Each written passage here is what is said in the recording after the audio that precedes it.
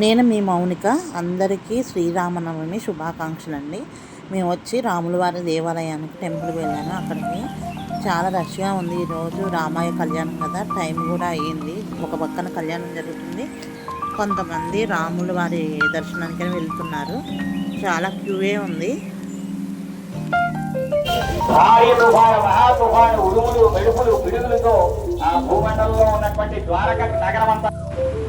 చాలా బాగా డెకరేషన్ కూడా చేశారండి. లోపల చాలా మంది ఉన్నారు. అందరూ దర్శనం చేసుకొని, రాముల వారి దర్శనం చేసుకొని బయటకు వస్తూ ఉన్నారు.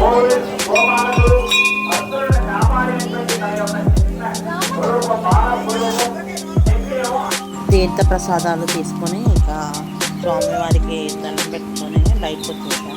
ఇక చుట్టూ గుడి చుట్టూ ఒక ప్రదక్షిణ చేసి ఇక బయటకు వచ్చామండి. బయటకు వచ్చిన తర్వాత రాముల వారి కళ్యాణం పక్కన స్టేజ్ మీద జరుగుతుంటే, అక్కడికి వెళ్ళి చూసుకొని కాసేపు ఇక ఇంటికి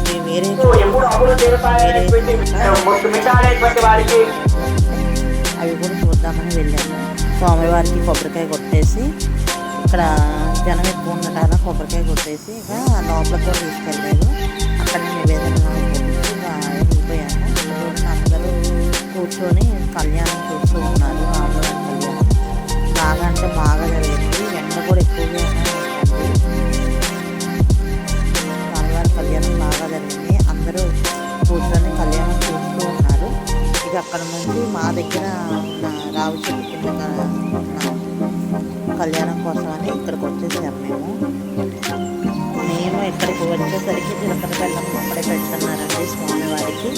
కళ్యాణం చేసి జీలకర్ర బెల్లం అప్పుడే ఇక్కడ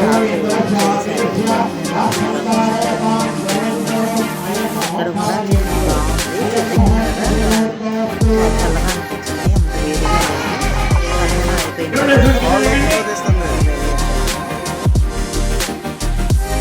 కళ్యాణం కూడా చక్కగా ఇక్కడ ఎక్కడ చూసినా